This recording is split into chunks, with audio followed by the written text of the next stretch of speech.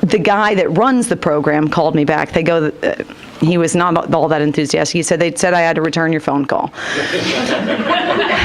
So I was like, okay, perfect. So in the first few minutes, I was talking to him and just said, how's this work and blah, blah, blah. And then I said, what's the biggest problem that you have with horses on the range? Because I don't think that we, in general, get all of the information about news stories. You don't get both sides, right? So it's you see the horses being herded down the highway, and that looks really terrible. And then you see them in the holding pens, and that looks really terrible. And so I asked him, just point blank, I said, why are you rounding up these horses? And he says, because they're starving to death. And I thought, well, that's interesting. And then he proceeded to tell me about these kinds of Mustangs that have a real heavy draft influence. And I said, well, ooh, when are you rounding those up next? Because I'd like some of those for my riding school. And he goes, oh, we don't ever round those up. Or we haven't rounded them up in 8 years. And I said, why is that? And he said, because they're not starving to death. And so, ironically, Mike and I had a phone call this morning. And I was going crazy, and I was like, what is the difference, Because the ones that come from this place where they round up all the time is like that one standing next to Mike, that's a Mustang. And he's of the pony type, right? And that particular type is extremely sturdy. If you don't know about ponies or dwarfed animals in general, they all come from islands. When a species gets isolated on an island, and if there's limited resources, they get smaller and they get able to live from most anything. The exception to that, I believe, is lizards. Sometimes lizards get bigger. Sometimes they do. I don't know why that is. There you go. Yeah. So anyway, ironically, he said, there's lots of those pony ones, but they tend to be the worst to manage. And I haven't told Christian that yet, but that's what he had already surmised. So anyway, we have one of those. But I talked to Mike about this, and he said, let me guess, they're rounding them up from Reno, right? I said, how did you know that? And he said, well, because cheatgrass. And cheatgrass is an invasive species coming from? It's from Central Asia. Central Asia. Originally, yeah. But the problem is twofold. It's not just that this species got there, and the cheatgrass has no nutritive value. Zero. But it outcompetes everything else. And the reason it outcompetes everything else is because the soil is junk. It is completely leached of every nutrient that it needs. That's right. Why did that happen? Oh gosh, yeah. Well, I guess when I started looking at systems, which is what really interests me, and how everything sort of works together, I realized that we're in charge. We're the leaders of the free world. We're the top of the food chain.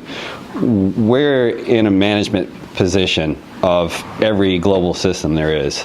And as far as natural resource management is concerned, we're failing across the board. There is, I think I said this the other day, with the possible exception of the fishery in Iceland, I would say there is not a sustainable management plan in place for anything. And the pigeons or the chickens or whichever, pick your bird, they're coming home to roost on a lot of that now, because if you walk around out here and see a vacant agricultural field full of broom sedge, I can tell you just from the vegetative indicators that the pH is bad, so there's no buffering. So, and if you don't know that about plants, if the pH range isn't correct, their nutrients aren't available, and it's really kind of junky. I can live on anything kind of plants like cheatgrass and broom sedge that are able to deal with those very difficult conditions. But the herbivores are not able to live from them. They can't. There's just, alfalfa is incredibly dense, but I mean, these guys were built to live on nothing.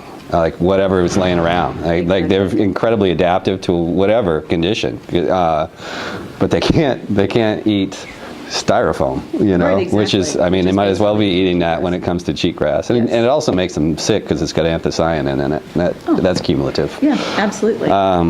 Yeah, Johnson grass does too. Imagine that. Another Yes, species exactly. that grows in terrible soil. conditions in poor soil. Exactly. But yeah. This conversation is what made us start to think even in a little bit broader sense, because we already knew we're doing research together, because I've been on the hunt for a research scientist, and Mike was like the one that fell into my trap. Not even on purpose, because I want him also to haul away the manure. But it just so happens that we are like 100% aligned on a lot of things. And what I realized in that conversation was that those Mustangs are starving not because they're not evolved to live.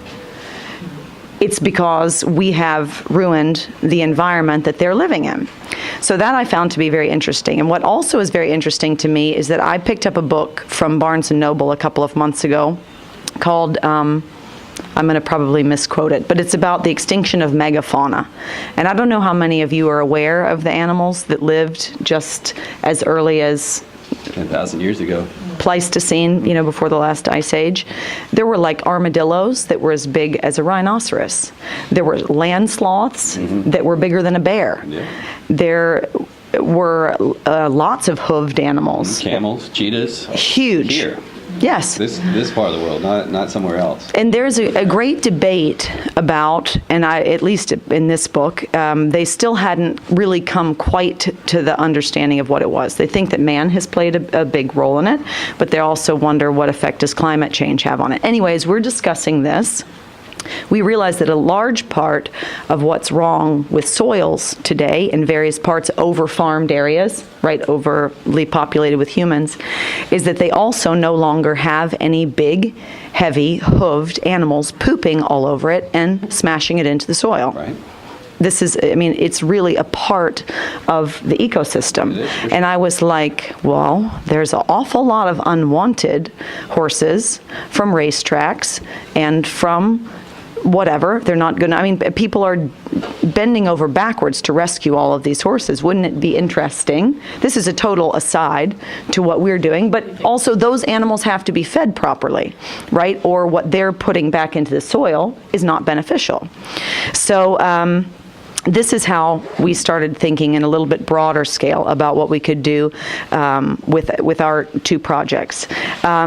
And so I thought I was going to ask a couple questions that just interest me, and then I want you guys to also ask questions that you think of now that you know a little bit what we're working toward, and if there's anything that comes to mind that you just want to yell out, please feel free. So my first question to him was, what's the most remarkable thing that you have learned about nature in the course of your studies? Yeah. That's a tie. I'll start with the fun one, I guess. Yes, I would know. I would say the earthworm and the magical properties of its gut. I don't. I'm not a big. I'm not a magic hocus pocus kind of guy, but I do find like natural processes pretty magical. I know because I've seen what it looks like. I know that it's accounted for by enzymes in the gut of an earthworm, but I am not convinced that science can account for the difference between what comes in and what goes out. And the more I learn about it, the less convinced I am that we understand that or a whole lot of other things that are really important and being overlooked. As a small aside to that, I have to tell a little story that Caroline was sharing with me the other day about the people that are getting compost from you and wondering how do you make sure that you deworm it properly That's true. before you get it. And that just goes to show the complete lack of understanding of how things work. Because nobody wants any worms in there. Anyway, I found that to be amazing. Just amazing. Okay, so what's the tie to that? The earthworm, gut, and? Oh yeah. Okay. Yeah. The other thing, and The magic thing is that you can't.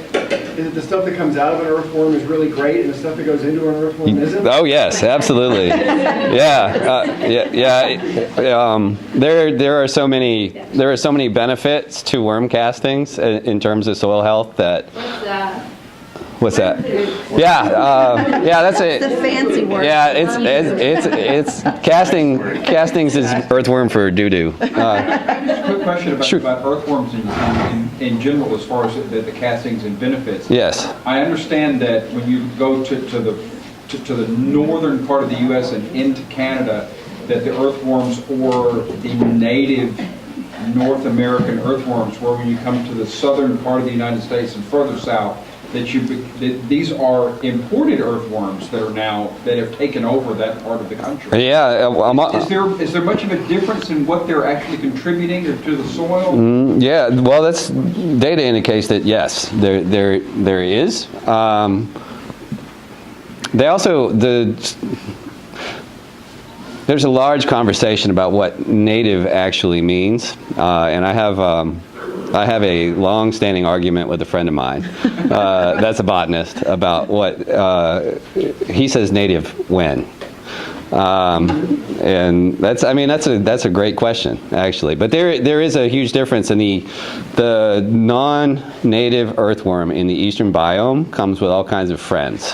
And that's becoming more and more of a problem now too. If you all don't know what a planarian is yet, you will before too long. Sounds nice. Yeah, I'm going to give you all some homework. Look up. Actually, with Google, it'll probably come up as a hammerhead worm. Sounds terrible. Yeah, right? Digest plastics and whatnot. That'd be nice, right? There's a grub that I was watching. They were talking. It was like a white grub that they actually found could digest certain plastics. Oh, interesting. And Then what happens with its poop? I don't know. Like they were just saying they were trying to develop it. Yeah, I mean, because they were saying that these things actually fed off some of this waste. Well, there's definitely a range of fungi that will do that. Mushrooms. For sure, and there are definitely some tests on fairly large scale about how that could be beneficial to a lot of the problems that we've caused already. I think my take on that is that we will more than likely use that as an excuse to continue to behave badly instead of making changes for the good. Yep. Unfortunately. Well, yeah. All right. So off earthworms now, I Yes, guess. okay, Yeah. with- Well, yeah. Our capacity to overlook how fragile our resources are and how limited they are. Even as we lose, like not just plants or animals, but places or function. The earth is our life support system. I mean, we're not going to magic our way out.